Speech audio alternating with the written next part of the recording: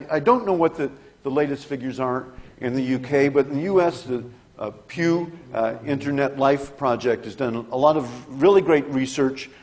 In 2005, which is a long time ago, they found that 87% of American teenagers across all boundaries, all class boundaries, ethnic boundaries, are online in some way. And over half of them create something, even if it's just pimping out their MySpace page.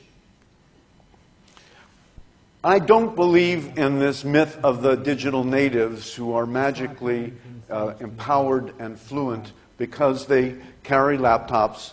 They're never far from their phones. They're gamers. They know how to use technologies. And clearly they carry around with them technologies that dwarf the kind of computing power that was available to scientists not too many years ago.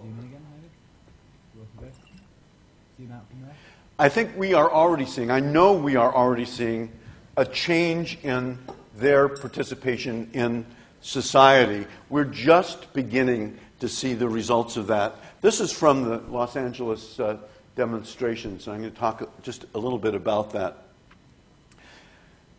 I think we have to understand that media production, the cultural production that all of these media I'm talking about enable, is different in a very significant way from other forms of production, from steel or textiles or agriculture, in the sense that media enable, but don't guarantee, that people can inform and persuade and influence the beliefs of others. And I think most importantly, to help them to organize collective action on all scales. And of course, humans have used our talent for organizing collective action, incited by and coordinated by communication media. People in Spain, texters in Spain, tipped an election after the Madrid terrorist bombings. Oh My News tipped the election in Korea, and when the Korean Congress tried to impeach the newly elected President Roh, they organized this. We're beginning to get into the next literacy here, using the technologies and techniques of participation and attention to organize collaboration. And cooperation, collaboration, collective action all have slightly or less slightly different definitions, but doing things together that give us more power than doing things alone. Like the 20,000 high school students in Los Angeles who walked out of their classes to join street demonstrations around proposed immigration bills in the U.S. Congress, organized on MySpace. They scared the U.S. Congress. They still haven't passed an immigration bill. And I'm quite sure that none of these kids joined MySpace in order to organize political collective action. But they did see, when there was something that they cared about, which was that their parents might get deported, they knew how to deploy the technologies and the media at their disposal to organize for that. So I spoke in Santiago, Chile, last September, and people there said, oh, we have smart mobs here. We had the Penguin Revolution. So school children in Chile wear black and white uniforms, and that's why they call them penguins. And the public funding for education in Chile is very, very poor. Anybody who could possibly send their children to private school does. And the children themselves would not put up with this anymore. So we're talking 14 to 17-year-olds. They were the leaders, although a lot of adults joined in. They didn't just walk out from their schools. They used Photolog, MSN Messenger, and YouTube to organize a walkout in which they chained the doors of the schools, all of the public schools, in Chile closed, and tens of thousands of people, including adults, hit the streets.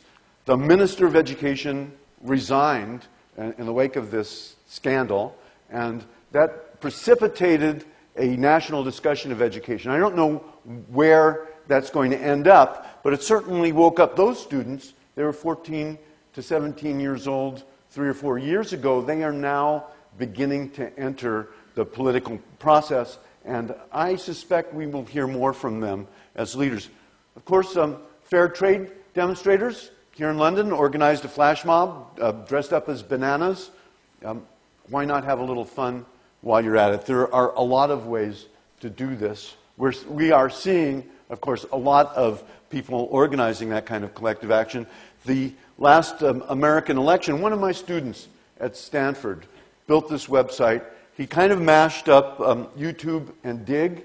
He invited other students to make 60-second videos about why they were going to vote for his favorite candidate, and then they voted them up to the top. So not only did he know how to participate, he knew how to build a platform for participation. I think we're going to hear from him again. This wasn't done by young people. I'm not necessarily concentrating this all on young people. These literacies, of course, are something we all are encountering. This was an interesting episode. Jim Gray, a computer scientist for Microsoft Research, took his sailboat out a couple of years ago on San Francisco Bay, and he did not come back that evening.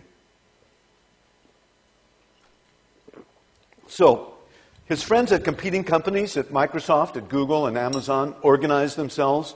They got fresh pictures of that area of ocean from NASA, from Google. The Microsoft engineers helped them divide it into 500,000 images. They put it up on Amazon's Mechanical Turk. And something like 12,000 volunteers searched through 500,000 images in a couple of days. They didn't find Jim Gray. But what's interesting to me is that there's no find your missing friend at sea infrastructure or formula. They took web technologies and put them together and organized something that they got 12,000 people who I'm sure did not know Jim Gray to join them at. So within hours of the Asian tsunami, we saw emergent collective response from around the world. The Asian Tsunami blog was set up within hours. Citizens, during those first hours, contributed more money through Amazon than governments did. And it wasn't just money. There were 10,000 nails somebody in Indonesia needed to build temporary housing structures that somebody got to a dock on Seattle and somebody got it from there to Indonesia. After the Katrina hurricane in the U.S. dispersed people from New Orleans, people didn't know where their relatives were.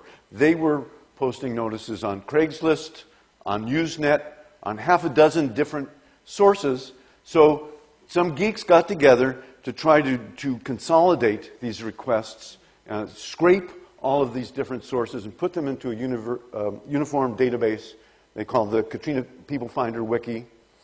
They had some technical problems trying to get all of this data flowing in rapidly enough. They had several experts from a company I won't name that we all know in Silicon Valley for databases working on this. They were unable to solve the problem. The problem got solved. That bottleneck went away. The information started flowing.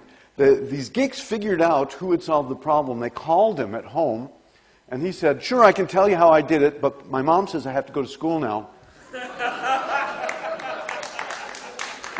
15 years old.